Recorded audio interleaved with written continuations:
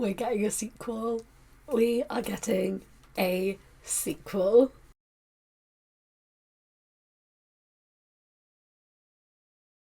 Hello everyone, welcome back or welcome to this video. My name is Ran and I make videos a couple of times a week about books and pop culture, and today is so exciting because it has been officially confirmed that we are getting a Red, White and Royal Blue movie sequel. I have been waiting for this ever since Matthew Lopez was posting his little look who I found series where he was meeting up with members of the cast. I was like, they're planning a sequel, they're negotiating sequel terms. I was correct. It has been officially announced. It was announced at an event they did for Red, White and Royal Blue a few days ago, and I want to talk about the movie a lot more now like the strike's over, that I want to do like a watch with me video, which I'm also going to do for the Arian Dante movie because I now have it, which is exciting. So I'm going to do like a watch with me and a review and everything because people were asking me to do it, and then obviously the strike was going on and I did make a video during the strike which I didn't realise was like breaking it. I made a video about the Red, White and Royal Blue news, so I shouldn't have done that. Now we're all back and we're all having these conversations and there's a sequel news. I'm so excited to make more Red, White and Royal Blue content. This book means so much to me, these characters mean so much to me. I first read it back in 2019 and it's just stuck with me ever since. I even actually got a Red, White and Royal Blue tattoo recently. So we don't know too much right now, which is why I'm going to do my little hopes for the sequel, but what we do know is Nicholas Galatine and Taylor Zakhar-Perez will be returning as Alex and Henry, which is exciting. It hasn't been officially confirmed like the rest of the cast will be returning, but it kind of feels like they are. Uma Thurman has been posting so much on Instagram and I'm like, Madam President, so I imagine that they're probably going to return, and Matthew's had meetings with other cast members, so I'm assuming we're going to have a full cast return, which is very exciting, and I am buzzing.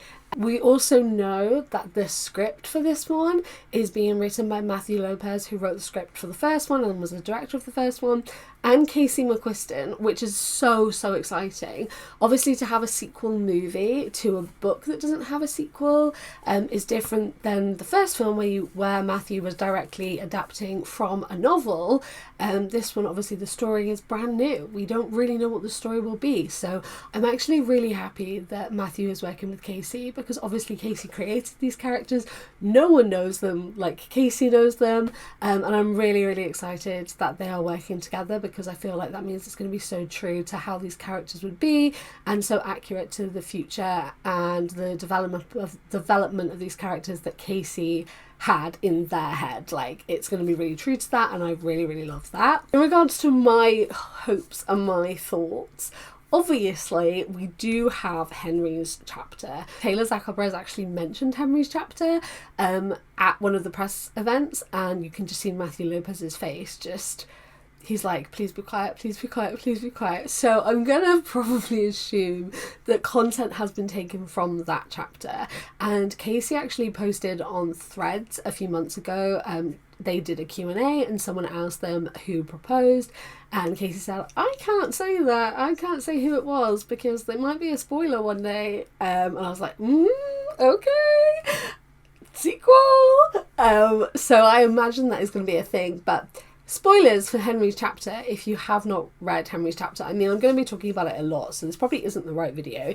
But if you do not know about Henry's chapter, if you get the special like collector's edition of Red, White and Royal Blue, there is a bonus chapter from Henry's perspective, which is basically the next 4 years after the book ends, which is I loved it so much. And within that, Alex moves into Henry's brownstone.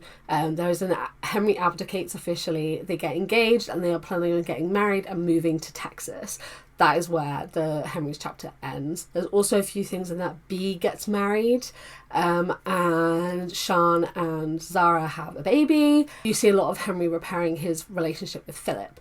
And I really would love if all of those things could be in it, mainly because I also want more information about who Bea gets married to, because that was kind of just dropped in Henry's chapter and I was like, hello? But I also do know that they filmed a Thanksgiving scene that was supposed to be at the end of the movie, and it wasn't included, but I believe it was at the Brownstone. It was a big Thanksgiving thing.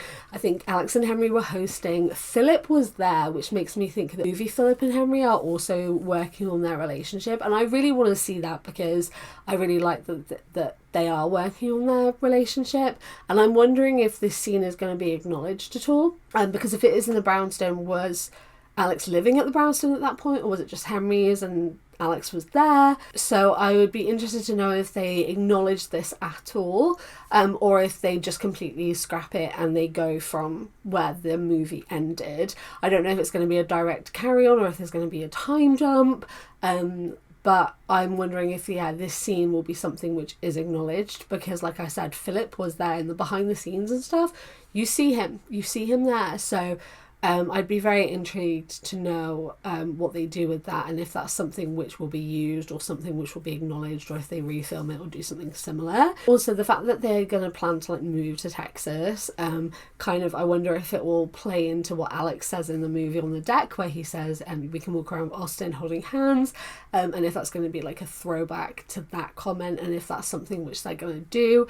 I really hope we get to see that. I really hope that we see more of them in Texas, and we see more of their relationship without the kind of pressures that Henry is facing, and we get to see Alex. I wonder if they're going to kind of highlight him doing the LSAT, going to law school. I don't know if that will be something which ties in, but it'll be really interesting to see kind of where they go and where Henry takes his life now he has this more freedom after coming out, and if they will actually go down the abdication route. I think they should. I think it makes more sense, and I feel like it is very in character with Henry. So a couple of other things. Are we going to see Catherine? I was so surprised that we did not see Catherine in movie one. I can sort of understand why, in the context of you're working with a time limit and you can only kind of adapt so much.